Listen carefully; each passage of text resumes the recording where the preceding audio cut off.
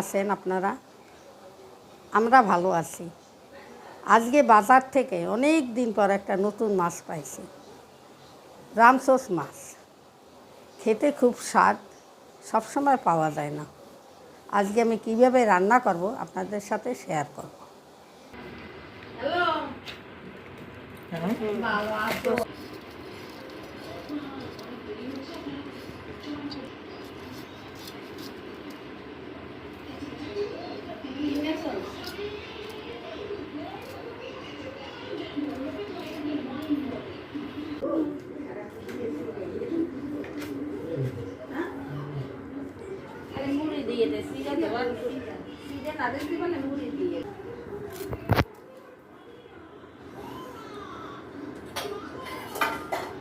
রামচোস মাছ কাটা ধোয়া হয়ে গেছে, এখন একটু হলুদ আর লবণ মাখাইয়ে রাখবো।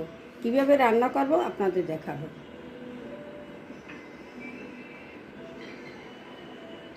এখন এই লবণ দিয়ে দিলাম, এরপর একটু হলুদ মাখাবো, হলুদ দিয়ে মাখাইয়ে নিই।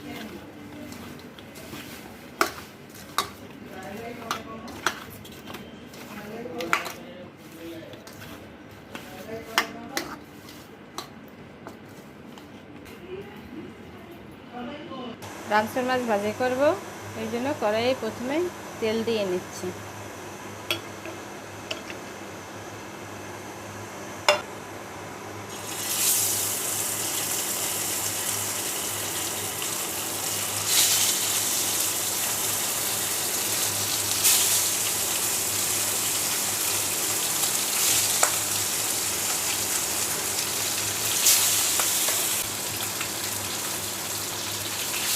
মাছগুলো উল্টিয়ে দিচ্ছি,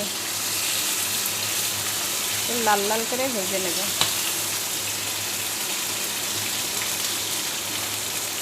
এই মাছটাকে অনেকে তাপসী মাছও বলে।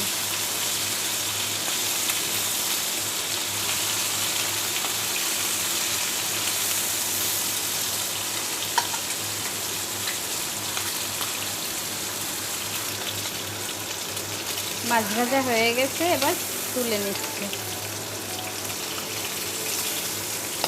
মাছটা একটু নরম থাকে তো, এই জন্য আস্তে আস্তে করে তুলতে হয়, নাহলে ভেঙে যায়।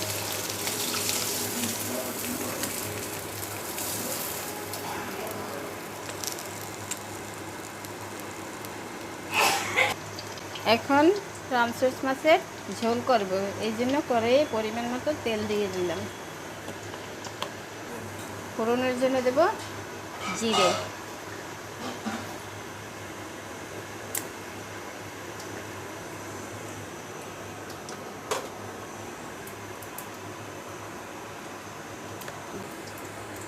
এবারে তেলে দিয়ে দিচ্ছি 1 চামচ কাঁচামরিচ বাটা,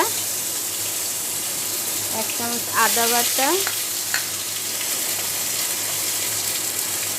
1 চামচ জিরে বাটা, 1/2 চামচ শুকনো লঙ্কার গুঁড়ো, 1/2 চামচ হলুদের গুঁড়ো। সামান্য একটু জল দিয়ে মশলাটা কষিয়ে নেব। এবারে দিয়ে দিচ্ছি সামান্য একটু মিষ্টি। একটু মিষ্টি দিলে ঝোলটার টেস্টটা বাড়ে। পরিমাণ মতো লবণ।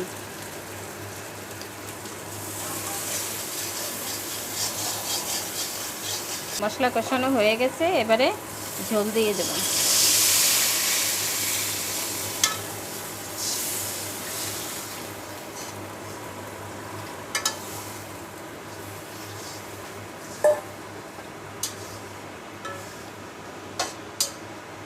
ঝোলটা যখন ফুটে উঠবে তখন মাছগুলো দিয়ে দেব। ঝোল ফুটে গেছে, এবারে মাছগুলো আস্তে আস্তে করে দিয়ে দেব।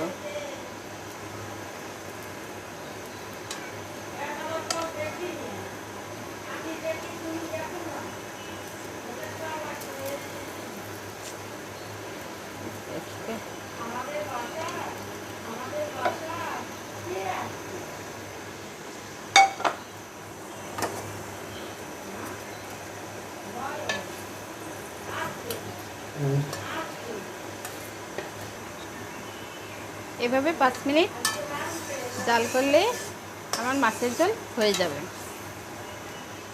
ভালো খাবে। খাবেন, বলো খাবেন।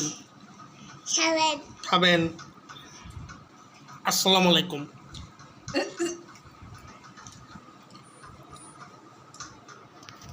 মাছের ঝোল হয়ে গেছে, এখন গরম মশলা দিয়ে দিচ্ছি।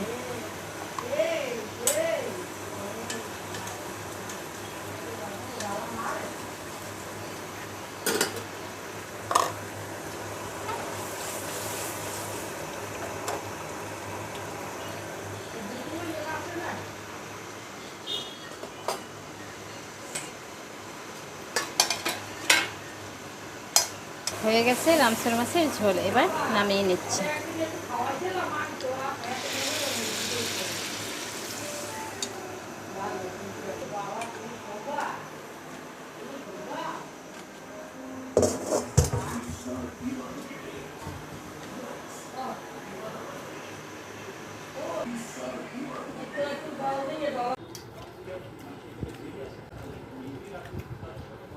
ভালোই। কেমন রামসর মাছের স্বাদ আছে?